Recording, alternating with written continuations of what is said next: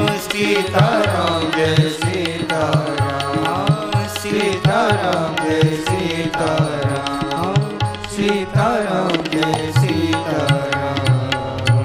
श्री सीतारामचंद्र भगवान की जय। श्री हनुमान जी महाराज की जय। श्री गोस्वामी तुलसीदास जी महाराज की जय। सब संतन की जय। सब भक्तन की जय। जय जय सीताराम।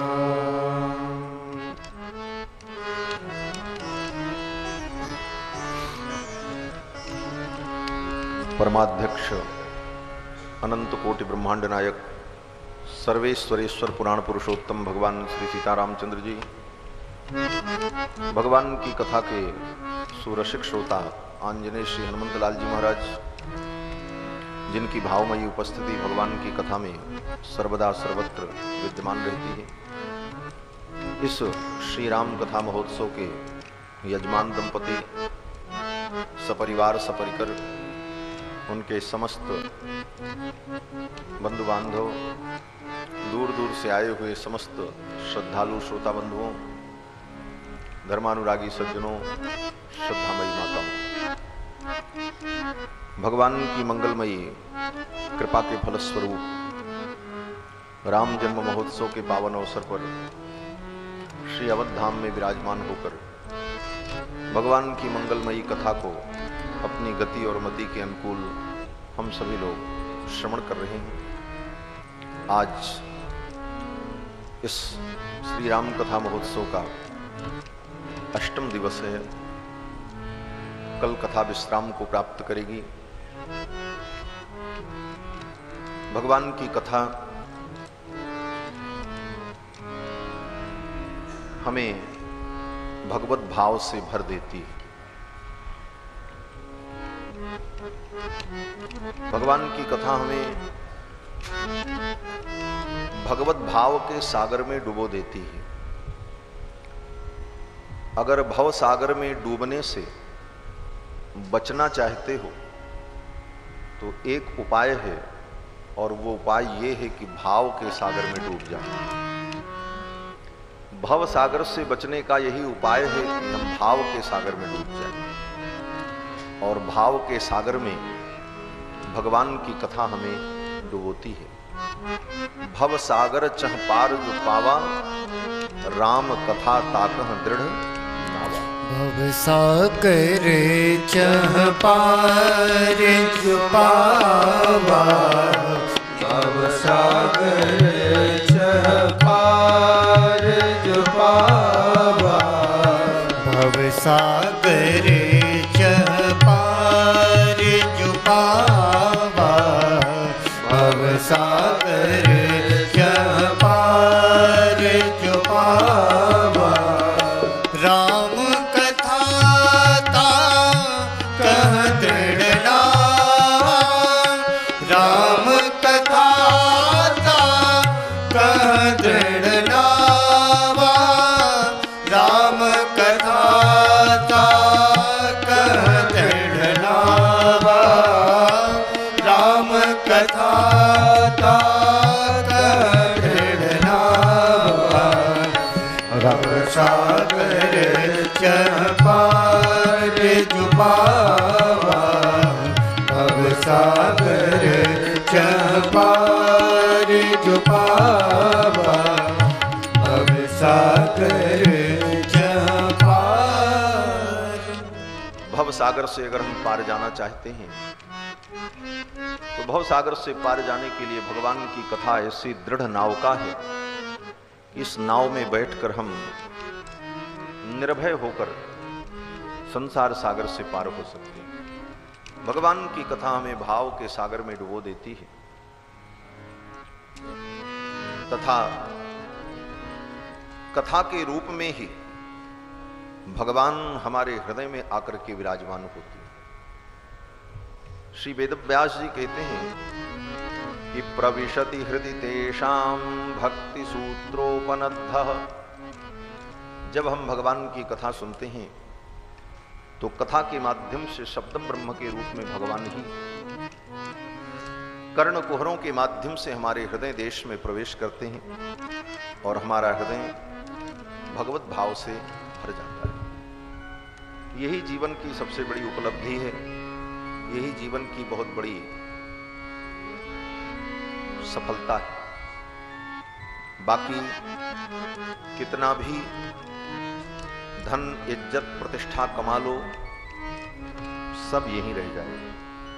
झूठी शान ज्यादा दिन नहीं रहती। इसलिए बुद्धिमान व्यक्ति झूठी शान के चक्कर में नहीं पड़ता है।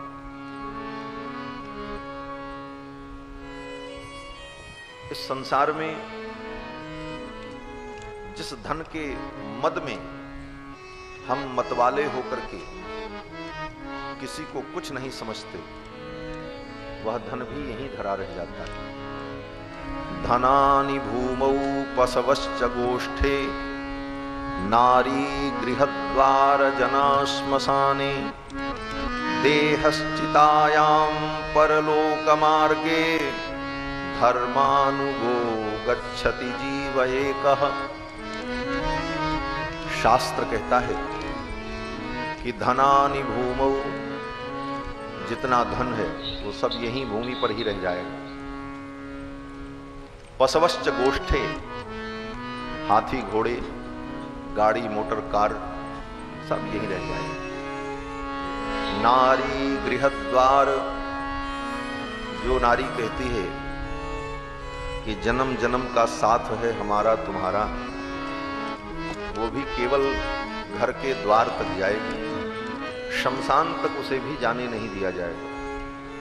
नारी गृहद्वार जना श्मशाने, जो तुम्हारे परिजन पुरजन हैं वो भी कहां तक जाएंगे? बोले शमशान घाट तक जाएंगे। बस जिस देह को सजाने के लिए, जिस देह को बचाने के लिए, जिस देह को सुखी और समृद्ध रखने के लिए तुमने क्या क्या पाप नहीं किए, वह देह भी चिता में जलकर लाख हो जाए। देहश्चितायां परलोकमार्गे धर्मानुगो गच्छति जीव एकः। देह भी चिता में जलकर के राख हो जाएगा। जाएगा कौन? बोले धर्मानुगो गच्छति जीव एकः। धर्म का अनुगमन करने वाला ये जीव अकेले जाएगा। उसने जो धर्म किया, जो अधर्म किया, यही दो लगेज उसके साथ में जाएगा, बाकी कोई लगेज नहीं जाएगा। चाहे जितना भी बटोर करके बांध करके बिल्टी बना करके तैयार रखो, लेकिन केवल दो लगेज जाएगा। क्यों? बोले दो हाथ हैं, यात्रा करने में सुविधा तब होती है जब अधिकतम दो लगेज हो। क्यों? बोले अपने ही उठा लें दोनों हाथ से। इसलिए भगवान ने ऐसी व्यवस्था की है कि परलोक की यात्रा में भी तुम्हारे पास दो ही लगेज होगा, एक पाप का, एक पुण्य का। धर्मानुगो गच्छति जीव एकः। जीव अकेले जाएगा। इस स्थिति पर विचार करने पर समझ में आना चाहिए इस संसार में आकर के हम क्या करें। इस संसार में आकर के, मनुष्य जीवन में आकर के हम केवल आत्म कल्याण का उपाय करें, यही मनुष्य जीवन का उद्देश्य। ये मनुष्य तन बार बार नहीं मिलता। कबहु की करी करुणा नर देहि। जब भगवान कभी विशेष करुणा करते हैं, अनेक जन्मों के पुण्य प्रकट होते हैं, तब मनुष्य जीवन प्राप्त होता है। जीवे दुखाकुले विष्णोः कृपा काप्युपजायते।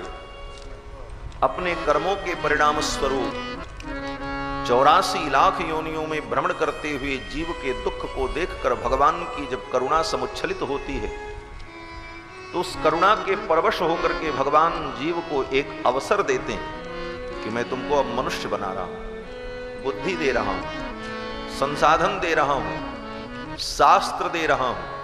शास्त्र न समझो तो शास्त्र समझाने वाले आचार्य गुरु प्रदान कर रहा हूं, सत्संग प्रदान कर रहा हूं, और इतना करने के बाद भी तुमने अपने स्वरूप को नहीं समझा, आत्मकल्याण का उपाय नहीं किया, तो तुम आत्महत्यारे हो।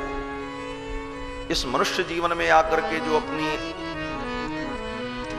आत्मा के कल्याण का साधन नहीं करता, ऐसे प्राणी को आत्महत्या का ही पाप लगता है। आत्मा हन गति जाए, गोस्वामी जी कहते हैं उसको वही गति मिलती है जो आत्महत्यारे को मिलती। इस मनुष्य जीवन में आकर के तुमने आत्महत्या, इसलिए मनुष्य जीवन में आकर हम भगवान का जितना भजन कर लें, साधना कर लें, भक्ति कर लें, भगवान का नाम जप लें, यही हमारी पूंजी है, यही हमारी धरोहर है और यही हमारे साथ चाहिए। हम बड़भागी हैं कि भगवान ने मनुष्य जीवन दिया, ये भगवान की सबसे बड़ी कृपा। उससे भी बड़ी कृपा भगवान की ये कि मनुष्य जीवन देकर के हाथ पैर नाक कान सारे अंग प्रत्यंग ठीक ठाक दिए, नहीं अंधा बना देते, बहरा बना देते, ना हम सुन पाते न देख पाते। ये भगवान की दूसरी कृपा है। और तीसरी कृपा, बोले भारत जैसे देश में पैदा किया, नहीं तो पैदा कर देते जापान में, थाईलैंड में, अफ्रीका में। राम कृष्ण का नाम भी सुनने को न मिलता, गंगा सरजू का दर्शन भी न होता। तो भगवान की तीसरी महती कृपा की भारत जैसे देश में जन्म दिया। जयति भारत वर्ष देश, ये देश साधारण नहीं है।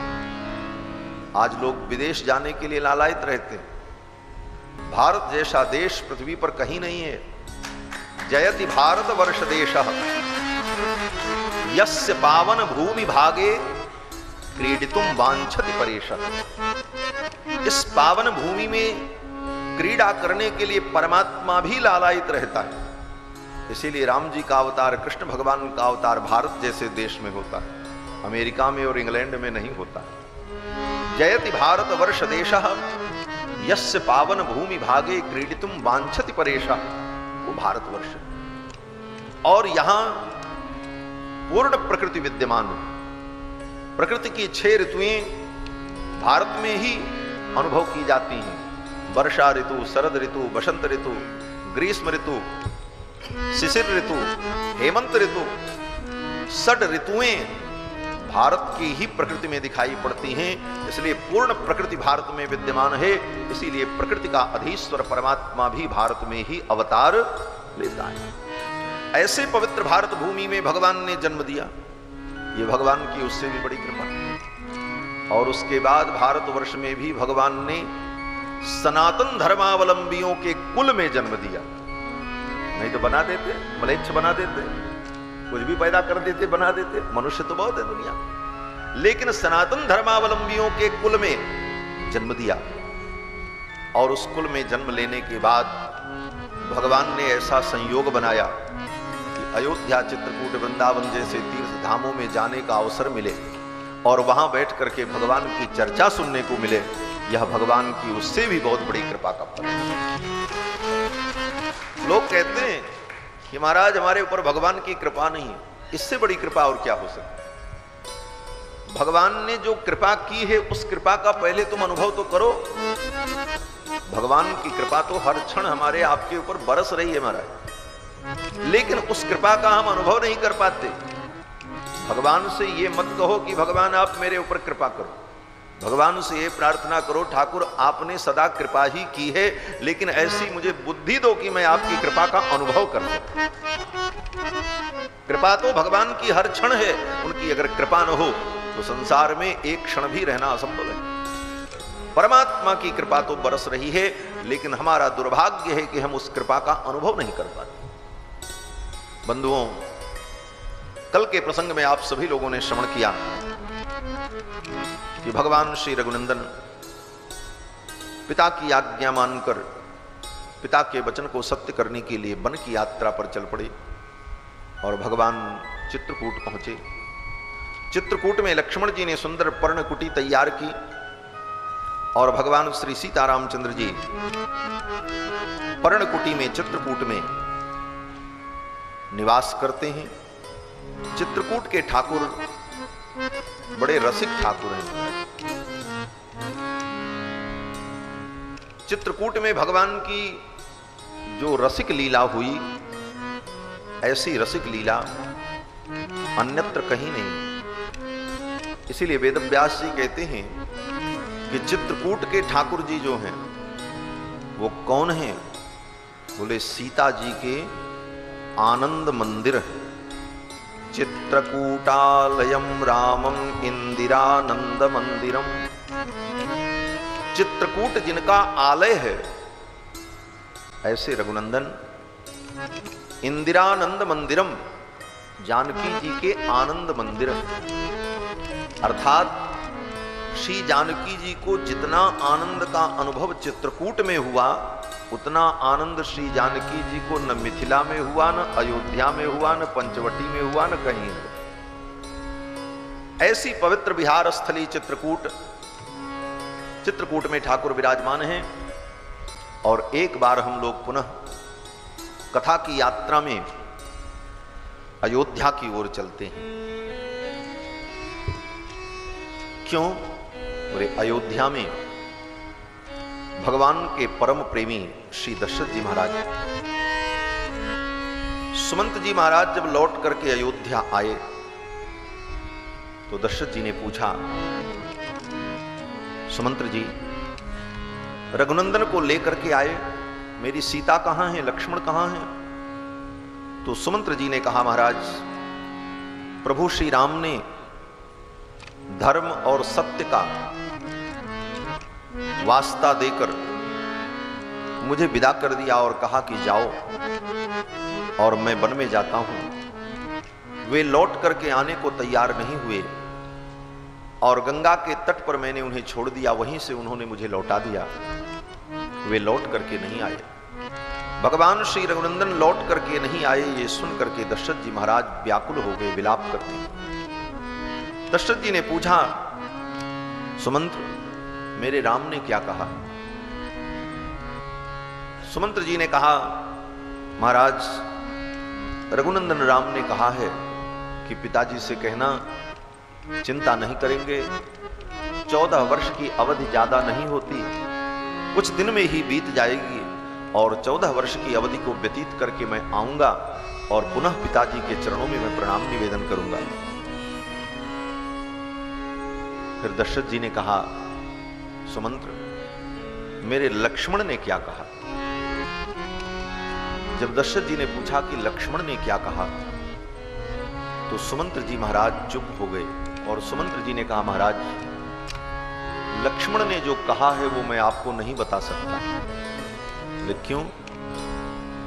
सुमंत्र जी ने कहा कि लक्ष्मण ने जो कहा है वो मैं आपको इसलिए नहीं बता सकता कि श्री राम ने मुझे अपनी शपथ दी है और कहा है कि हे सुमंत्र तुम्हें मेरी शपथ है, लक्ष्मण ने जो कहा है ये पिताजी से मत कहे।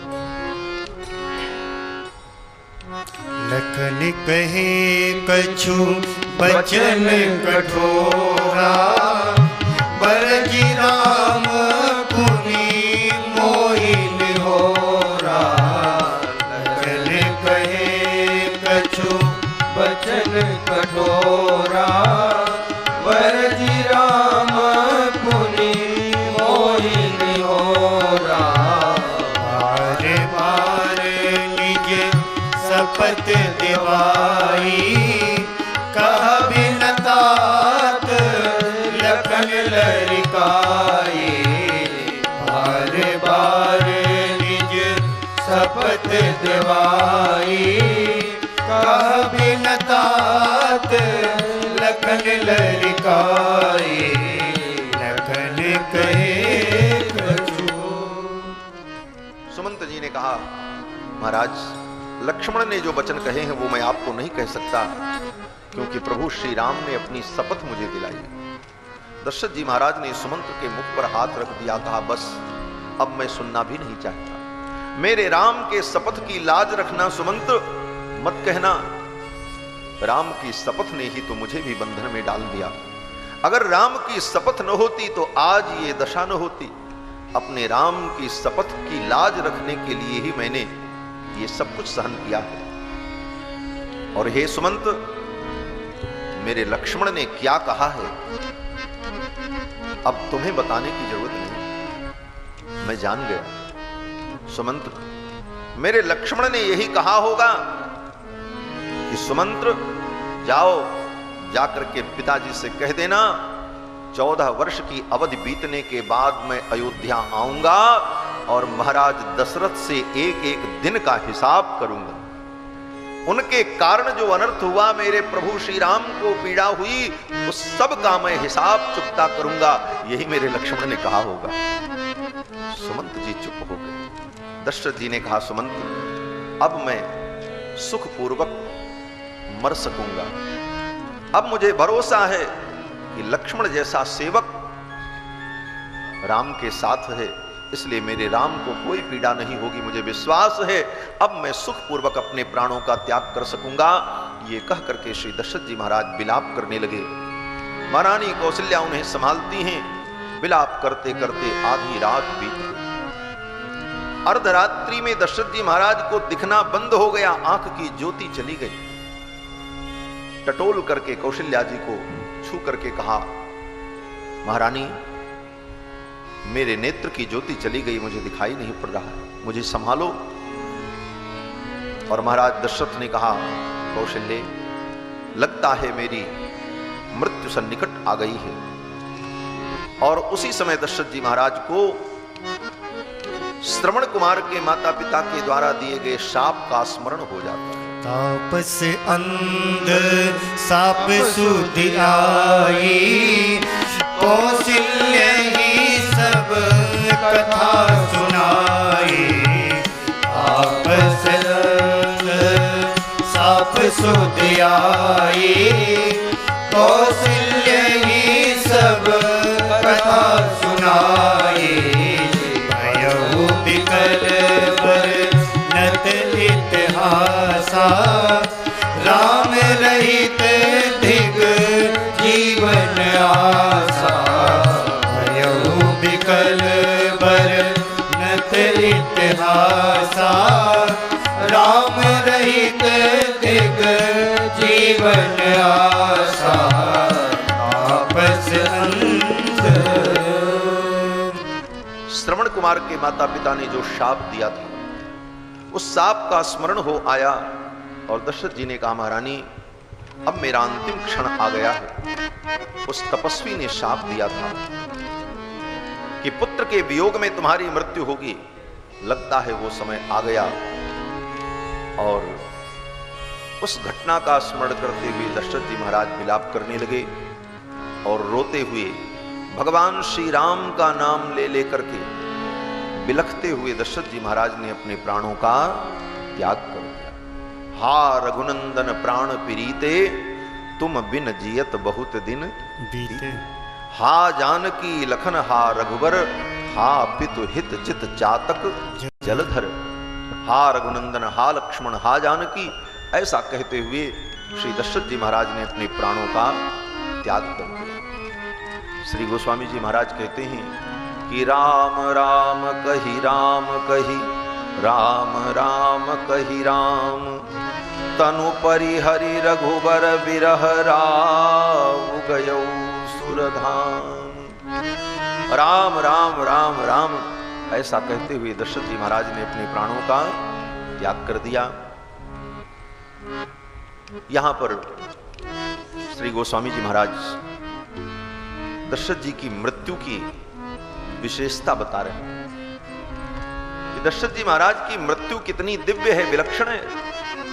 दशरथ जी महाराज ने अपने जीवन का भी फल प्राप्त कर लिया और मृत्यु का भी वास्तविक फल प्राप्त कर लिया। जीवन मरण फल दशरथ पावा, जीवन मरण फल दशरथ पावा। अंड अनेक अमल जस छावा, अंड अनेक अमल जस छावा। जियत राम विधु बदन निहारा, जियत राम विधु बदन निहारा। राम बिरह कर मरण सवारा,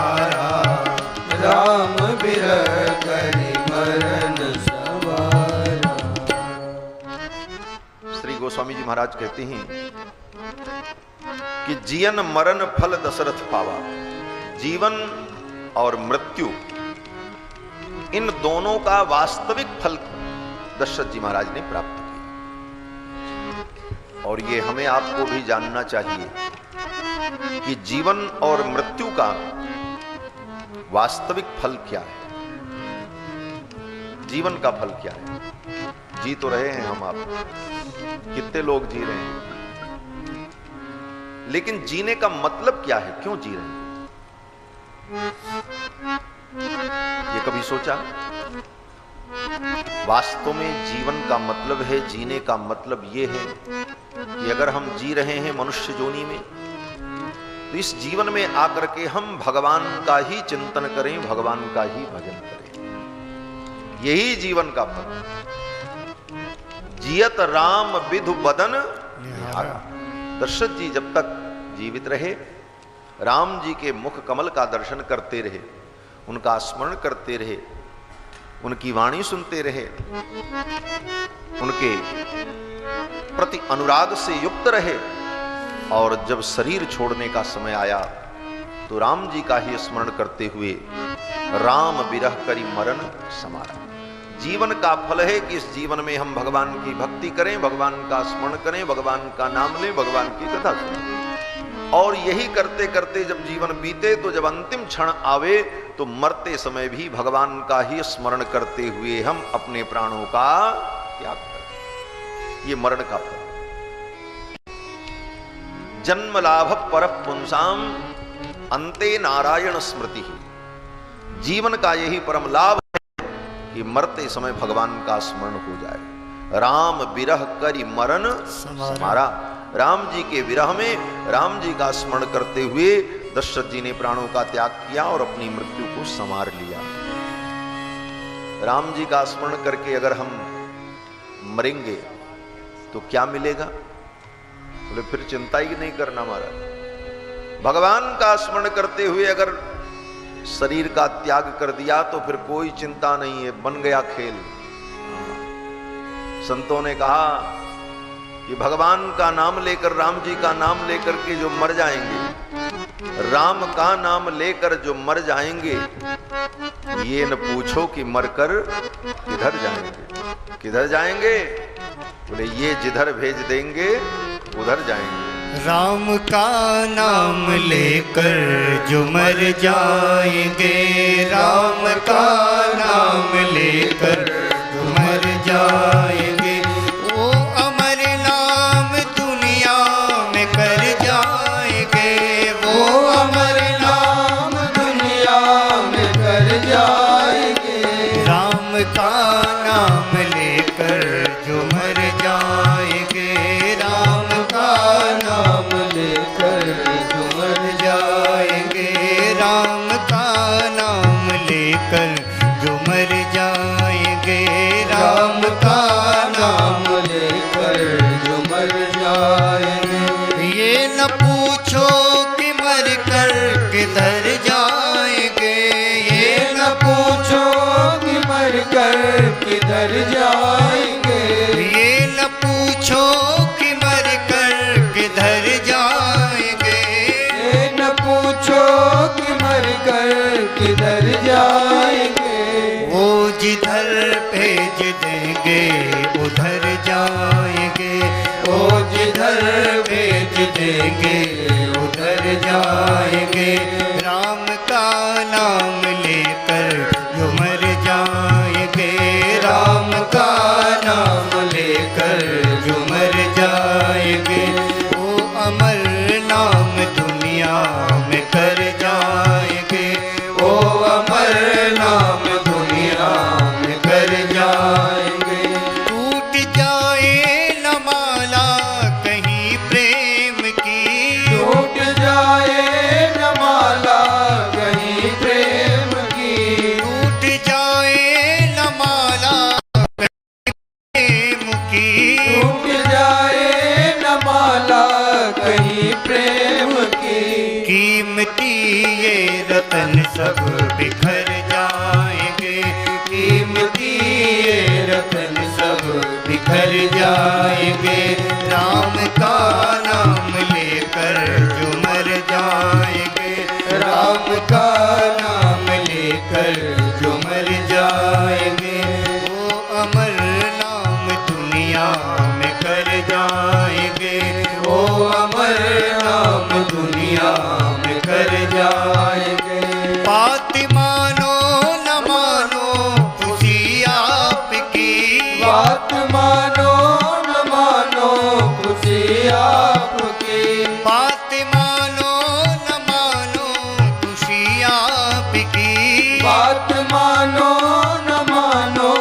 खुशी आपकी।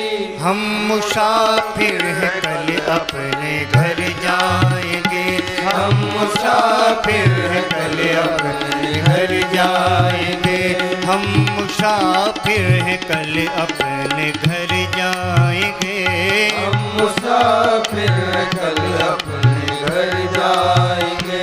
राम का नाम लेकर जो मर जाएंगे, राम का नाम लेकर जो मर जाएंगे, वो अमर नाम दुनिया में कर जाएंगे, वो अमर नाम दुनिया में कर जाएंगे, वो अमर नाम दुनिया में कर जाएंगे, वो अमर नाम दुनिया में कर जाएंगे। मृत्यु को संवारने की यही विधि है कि मरते समय भगवान की स्मृति आ जाए, भगवान के स्मरण में हम अपनी जीवन लीला को पूर्ण कर दें। यही मानव जीवन का परम लाभ, और ये लाभ दशरथ जी को प्राप्त हो गया। राम बिरह करि मरण समार, अयोध्या में शोक की लहर दौड़ पड़ी। गुरुदेव वशिष्ठ आए हैं, उन्होंने अपने ज्ञान के द्वारा, अपने उपदेश के द्वारा सभी को धैर्य धारण कराया और तुरंत दूतों को केकय देश भेजा और कहा जाओ भरत और शत्रुघ्न को लिवा करके आओ। उनसे अयोध्या का वृत्तांत मत कहना कि यहां क्या हुआ, केवल इतना कहना कि गुरुदेव ने बुलाया और अतिशीघ्र चले। दूत लोग केकय देश जाते हैं। दशरथ जी महाराज के पार्थिव शरीर को गुरुदेव वशिष्ठ ने तेल के कड़ाहे में रखवा कर सुरक्षित कर दिया। दूत लोग केकय देश गए। 7 दिन उनको जाने में लगा दूतों को, और 7 दिन में भरत जी को लेकर के आने लगे। 14 दिन। यही प्रारब्ध का विधान है। साक्षात परब्रह्म परमात्मा सच्चिदानंद जिनके पुत्र, और 4 रूपों में सच्चिदानंद ही जिनके पुत्र बनकर के प्रकट हैं, उन दशरथ जी का प्रारब्ध देखो।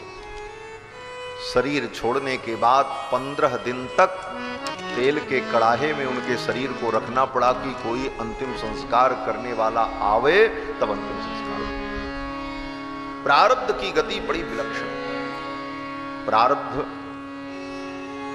भगवान भी नहीं बदलते, प्रारब्ध को भगवान भी नहीं बदलते, ये बात नोट कर लेना। प्रारब्ध तो सबको भोगना पड़ेगा। इस जीवन में जो हमें भोग भोगना है वो तय है, उसमें कोई फेरबदल नहीं होगी। और प्रारब्ध भगवान भी नहीं बदल सकते, कोई व्यक्ति क्या बदलेगा। और ये बात हम जब तक नहीं समझते तब तक हम धोखा खाते हैं। लोग अपने प्रारब्ध को बदलने के चक्कर में दौड़ते हैं, शायद ये आशीर्वाद दे दें तो हमारा काम ऐसे नहीं ऐसे हो जाए। बोले तुम्हारे प्रारब्ध में जैसे है वैसे ही होगा। न कोई बाबा, न कोई साधु, न कोई जोगी तुम्हारे प्रारब्ध को बदल सकता, कदापि नहीं। न कोई तंत्र, न कोई मंत्र, न कोई अनुष्ठान। और अगर इस बात को बिना समझे आप चक्कर में पड़े कि हम किसी उपाय से विधान को बदल लेंगे, बोले ठगे जाओगे, मूर्ख बनाए जाओगे, तुम्हारे धन का शोषण हो जाएगा, और जो होना है वो तो होगा ही होगा, उसमें कोई अंतर नहीं है। इसलिए प्रारब्ध को तो समझ करके भोग लेने में ही बुद्धिमानी है। प्रारब्ध का विधान अटल होता है। अवश्यम भावी भावानां प्रतीकारो भवेद यदि तदा दुःखैः न लिम्पेरन् नल राम युधिष्ठिरा। अवश्यम भावी प्रारब्ध का अगर कोई प्रतीकार होता तो इस दुनिया में भगवान श्री राम, धर्मराज युधिष्ठिर, महाराज नल, इन लोगों के जीवन में संकट न आते। तो बंधुओं, 7 दिन में दूत लोग के देश पहुंचे और भरत जी को लेकर के आते हैं। भरत जी महाराज जब वहां से चले, रास्ते में अनेक प्रकार के अपशकुन हुए। रास्ते में अनेक प्रकार के अपशकुन को देख करके भरत जी के मन में संदेह उत्पन्न हो गया कि अयोध्या में कोई अनर्थ हो गया है। खर सियार बोलहि प्रतिकूला, सुनि सुनि होहि भरत मन सूला। अपशकुन देखकर भरत जी के हृदय में भय व्याप्त हुआ। श्री अयोध्या पहुंचे। अयोध्या आते ही रथ से उतरकर भरत जी दौड़ते हुए सीधे अपनी मां कैकेयी के महल में जाते हैं। भरत जी को अपनी मां कैकेयी के महल में जाते देखकर अयोध्या वासियों के मन में भरत के प्रति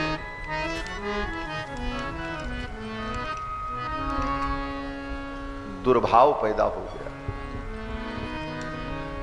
बोलो श्री सीतारामचंद्र भगवान की जय। श्रीमन्नारायण नारायण नारायण, श्रीमन्नारायण नारायण नारायण, श्रीमन्नारायण नारायण नारायण, श्रीमन्नारायण नारायण नारायण, श्रीमन्नारायण नारायण नारायण, श्रीमन्नारायण नारायण नारायण, श्रीमन्नारायण नारायण नारायण, श्रीमन्नारायण नारायण नारायण, भजमन्नारायण नारायण नारायण, भजमन्नारायण नारायण नारायण, श्रीमन्नारायण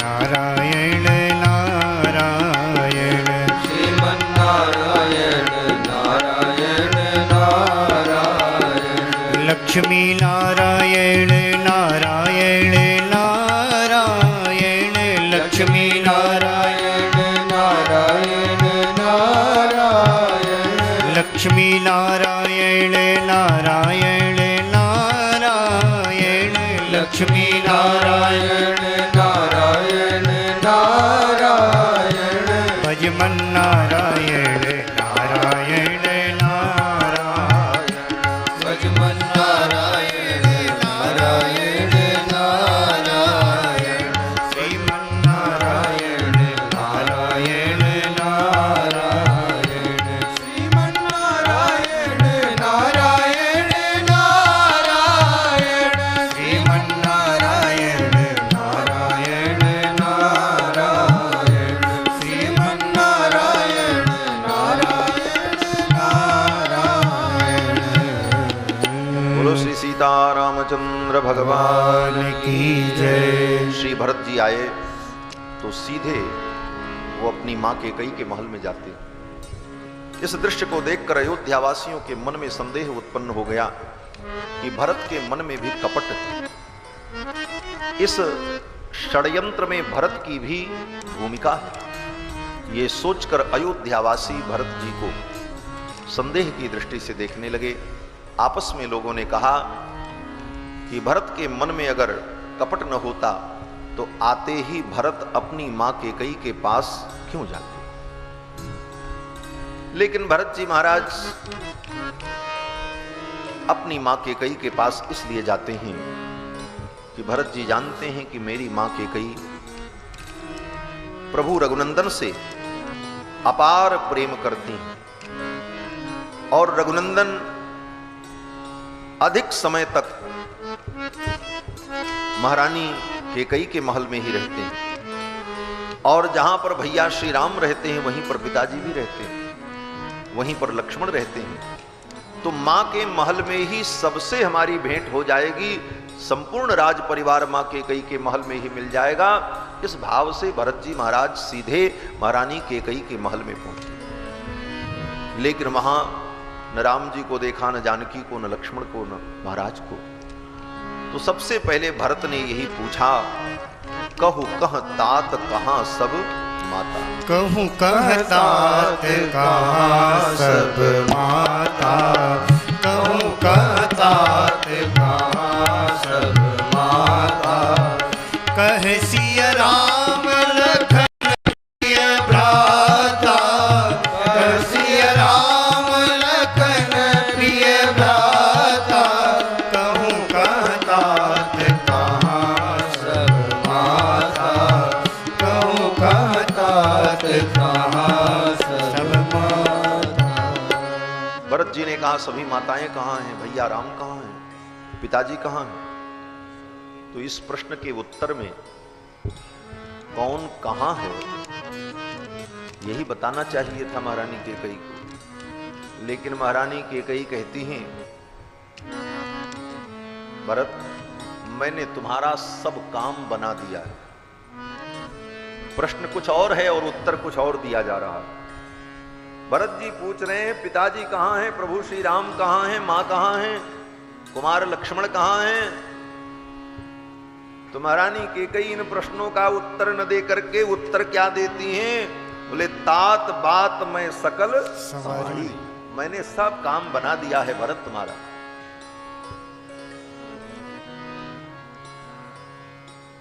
लेकिन एक काम विधाता ने बिगाड़ दिया।